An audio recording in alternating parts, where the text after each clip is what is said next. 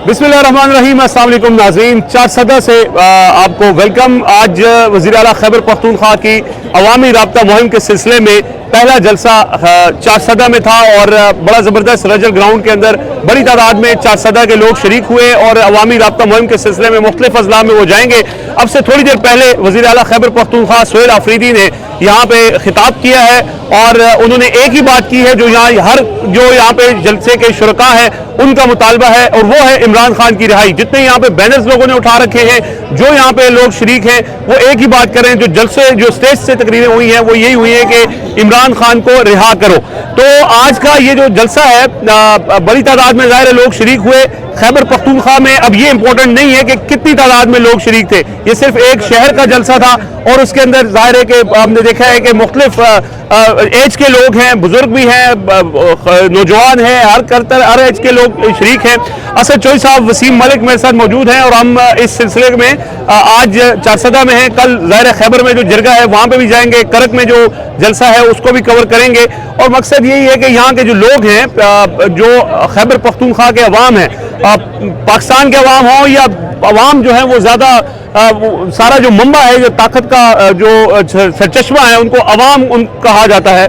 तो लोगों से भी बात करेंगे, लेकिन पहले असद चोई साहब से ज़रा पूछते हैं। असद चोई साहब, ज़ाहिर है कुछ दिन पहले पेशावर में और खैबर पख्तूनख्वा के अंदर ये कहना कि कौन मकबूल है ये सवाल नहीं रहा। अब अगला मरहला ये है कि उन्होंने कहा है कि हम इमरान खान की रिहाई के लिए इस्लामाबाद का रुख करेंगे, जो यहाँ पे लोग भी ज़ाहिर मुतालबा कर रहे हैं। तो ये जो अवामी राब्ता मुहिम शुरू की है, नवंबर की बाज़गश्त सुनाई दी जा रही है, तो कितना इंपॉर्टेंट है ये? देखें, बेसिकली तो ये कन्वेंशन था जो कि जलसे की शक्ल इख्तियार कर गया। दो बातें हैं, दो तीन चीज़ें हैं जो की जा रही थी, 2-4 रोज़ से उसके ऊपर डिस्कशन हो रही थी कि वफाक की तरफ से और पंजाब हुकूमत की तरफ से तावन नहीं किया जा रहा नए वज़ीर आला खैबर पख्तूनख्वा के साथ। वो इमरान खान का मैंडेट है उनके पास, इमरान खान का वोट है उनके पास, उसी से वो वज़ीर आला बने हैं। वो इमरान खान से मुशावरत करके अपनी काबीना बनाना चाहते हैं। उनको मुलाकात की इजाज़त नहीं दी जा रही थी, तो उन्होंने ये अनाउंस किया था वो अवाम के पास जाएंगे। जैसा कि उन्होंने गुफ्तगू की है, उन्होंने गिला भी किया, उन्होंने शिकवा भी किया कि मुझे मुलाकात नहीं करने दी गई। मैंने कहा था कि मैं अवाम के पास जाऊंगा, मैं अवाम के पास आ गया हूँ। दो बातें बड़ी अहम की हैं उन्होंने। एक तो वाज़ेह तौर पे एक लकीर खींच दी है और वाज़ेह कर दिया है कि खैबर पख्तूनख्वा के अंदर पॉलिसी जो है वो सिर्फ और सिर्फ इमरान खान की ही चलेगी। वज़ीर आला का ये स्टेटमेंट गैर मामूली स्टेटमेंट है, क्योंकि बार बार बात की जा रही है कि खैबर पख्तूनख्वा के हालात दीगर सूबों से मुख्तलिफ हैं, तो यहाँ पे सूबाई हुकूमत जो है वो सिर्फ अपने मैंडेट के नाम के ऊपर कुछ भी करना चाहती है तो नहीं कर सकती। उन्होंने आज वाज़ेह किया है कि खैबर पख्तूनख्वा हुकूमत जो है वो भरपूर किस्म की मज़ाहमत जो है वो किसी भी पॉलिसी के आगे, मतलब सर्टन ऑपरेशन के मामला हैं, यहाँ पे ड्रोन हमलों का मामला भी यहाँ पे है और बेशुमार चीज़ें हैं। तो उन्होंने एक तो ये लकीर खींच दी। दूसरा देखें, उन्होंने कहा कि मुझे मना किया गया, मुझे रोका गया कि आप चारसदा ना जाएं, आप खैबर ना जाएं, आप उसके बाद करक जाना है तो करक जो है वो ना जाएं। तो उन्होंने वाज़ेह किया है कि जान जो है, उन्होंने कहा जी मेरी कि मुझे बताया गया कि मेरी जान को खतरा है, तो उन्होंने कहा कि मेरी जान मानी नहीं रखती पाकिस्तान के लिए और मौत भी। तो देखें, भरपूर अवाम की जो शमूलियत थी चारसदा की हद तक वो बड़ी शानदार थी। अब जलसा नहीं था, चूंकि 6-7 हज़ार नंबर मेरे ख्याल में बहुत होता है एक शहर में लोग इकट्ठे। इंपॉर्टेंट ये था कि लोग चार्ज थे, लोग जो हैं वो चाहते हैं कि पीटीआई की जो हुकूमत है वो कोई फैसला करे, वो कोई कॉल दे। वो अच्छा, फिर सुहेल अफरीदी साहब की ही हमने देखा मुतालबा था पेशावर के जलसे में, जब अली अमीन गंडापुर जो हैं वो वज़ीर आला थे, तो सुहेल अफरीदी ने मुतालबा किया था कि 24 नवंबर की कॉल दी जाए। पिछले साल 26 नवंबर को जो इवेंट हुआ था इस्लामाबाद में, उस मुनासबत से उन्होंने कहा था। तो अब लग ये रहा है कि पाकिस्तान तहरीक इंसाफ जो है वो जल्द कोई कॉल देने जा रही है और उस कॉल से पहले ये एक शानदार इवेंट वार्म अप मैच था। वसीम मलिक साहब, ज़ाहिर जो एक चीज़ तो है कि जो हम बात करते हैं कि ताकत का सरचश्मा अवाम है, बाकी 3 सूबों में अगर हम बात करें तो कोई वज़ीर आला इतना इस काबिल नहीं है कि वो जलसों में जा सके, अवाम में जाके घुल मिल सके या इस तरह के जलसे मुनक़िद कर सके। तो ये पावर शो तो एक तरह से है और पावर शो से वैसे ही जो ताकत होती है वो खौफ खाती है। तो बड़े इवेंट से पहले ये इस तरह के इवेंट्स और इतनी पावर शो करना कितना इंपॉर्टेंट है? देखिए, ये इस हवाले से भी अहम है कि जैसे अभी बात हो रही थी कि कैबिनेट अनाउंस नहीं हुई और वो डिसीजन मशरूत कर दिया गया इमरान खान से मुलाकात, और फिर नए वज़ीर आला आए, اصولی طور پر تو آئیڈیل حالات میں تو یہی ہونا چاہیے تھا نا کہ وہ صوبہ کی پالیسی گورننس اور اس حوالے سے گفتگو کرتے. آل دو کہ اب بھی وہ یہی گفتگو کر رہے ہیں لیکن انہوں نے مشروط عمران خان سے کر دیا ہے.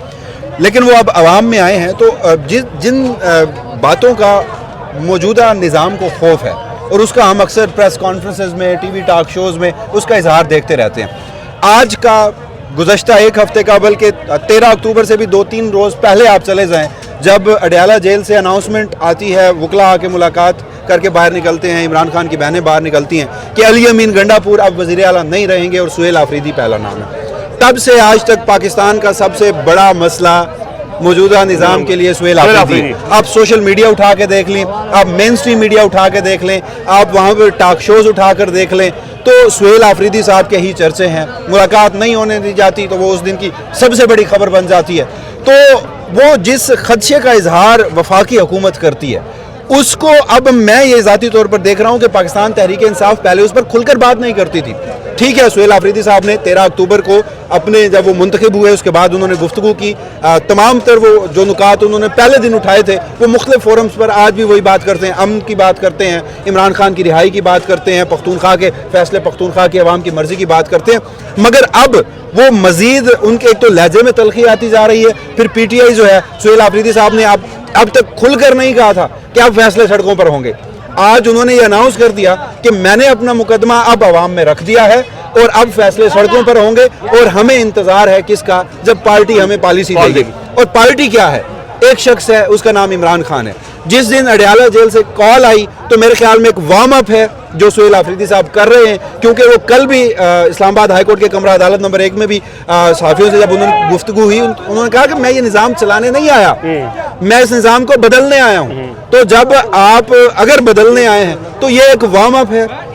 چاہے آج چارسدہ تھا, کل خیبر ہوگا, پرسوں جو ایک اور کرک غالباً جگہ ہے وہاں ہوگا, اور پھر یہ اس ویکنڈ تک میرے خیال میں محدود نہیں رہے گا, یہ پھر آگے بھی چلتا رہے گا.